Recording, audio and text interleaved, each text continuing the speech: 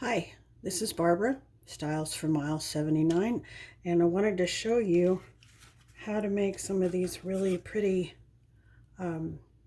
watercolor with distress ink images with the new stamps from Elizabeth Craft Designs. I just got these the other day. I was inspired by one of the Facebook videos. They have them all, several times a week. And I'm just going to show you how to do this real quick. I'm just going to sit down here and hope that I'm in camera because I can't see the camera. So what we're going to do is I'm going to get a little bit of ink on here. I'm using Shabby Shutters, Mowed Lawn,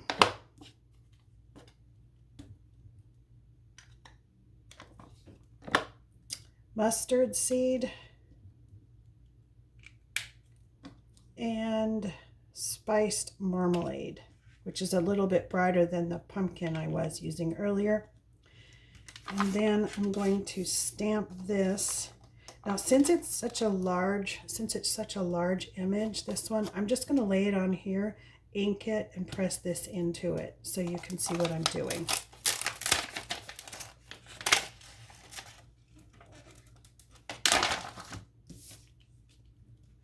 Okay, and then I'm just using the VersaFine, which is a pigment ink, and it works well with watercolor.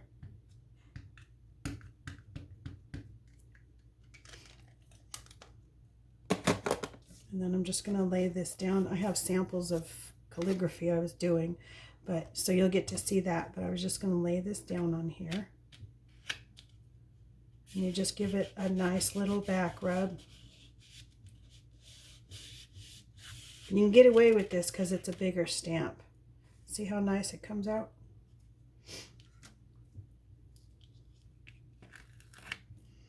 I'll just take care of that later. Okay, so all we have to do now is paint. So I have water in here, and I'm going to have make sure the brush is clean. Okay, and then what I'm going to do is I'm going to start with the lightest color. I'm going to put water off to the side of it, and then bring in just a little bit of water, like so. And then I'm just going to use the lightest color to cover the entire thing. All the petals. So it also kind of wets it down some. And then because I'm going from yellow to orange, I don't have to worry about cleaning the brush, but I still need water. And then you just do the darker areas like so. And you let the watercolor bleed out into the lighter, so that gives you that shadowing effect like that. Then I'm going to do it again on the other one. Clean my brush a little bit. I've already got water in here. And a tip on the brushes is make sure that it's not sucking anything back in. So when you squeeze it, make sure that it's only sucking air back in so you don't end up with colored water, okay? Same thing with this little guy. Oops, I missed a petal here. That's a leaf. And then we'll do this.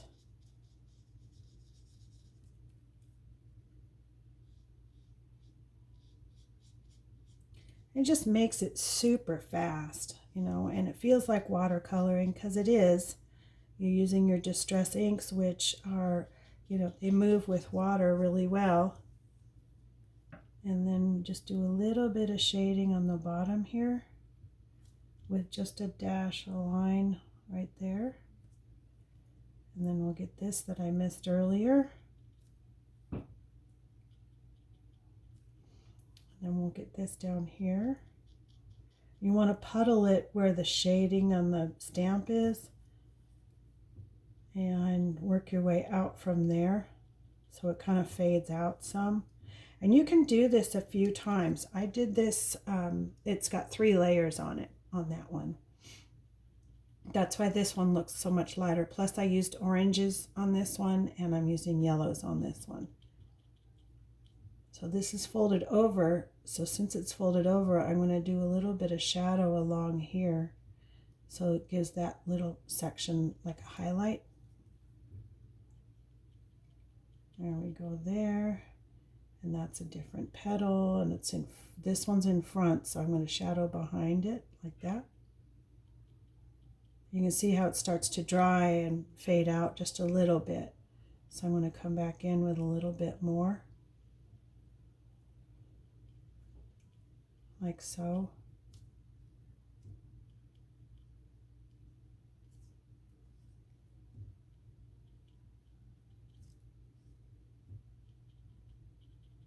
Okay, so I've done all that. That's all the yellow.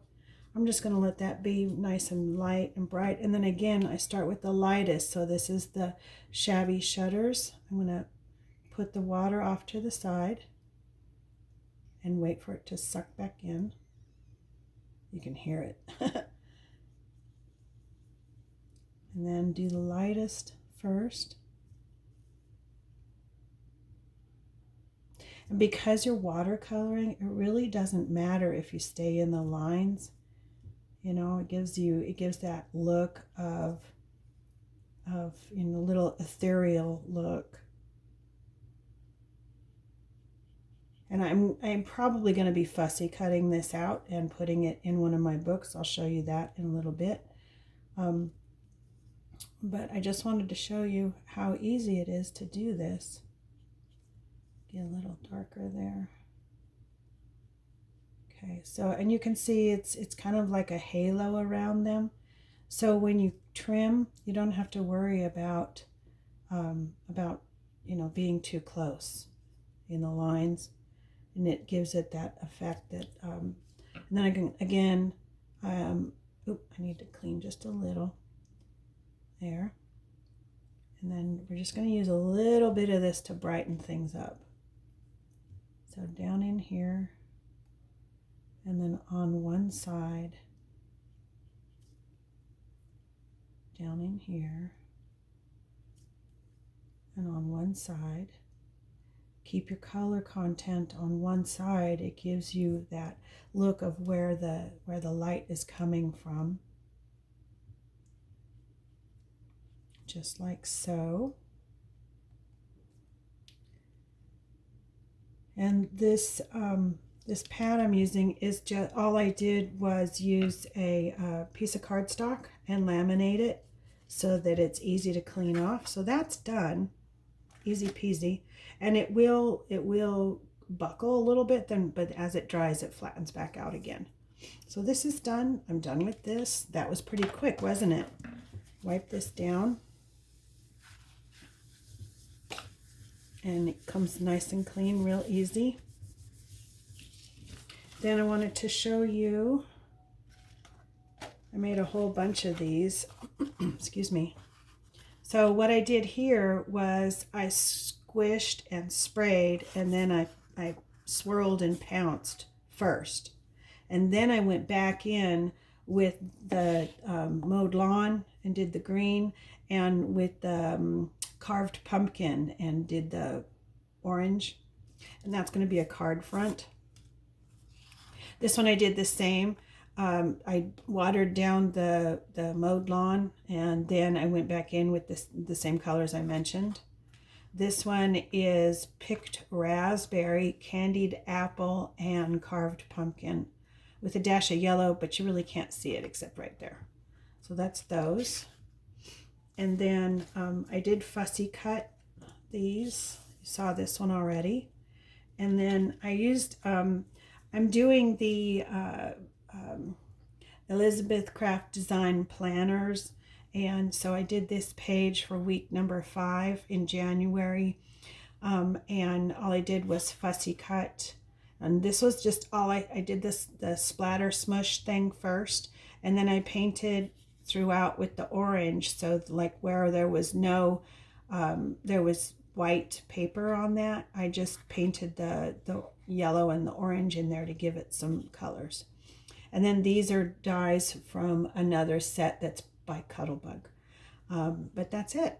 I just wanted to show you what was going on and how easy it is to do it. It's quick and easy. Really super easy to get these all done. And you can use Distress inks, and you can also use the Distress oxides, and they'll help as well. So there you go.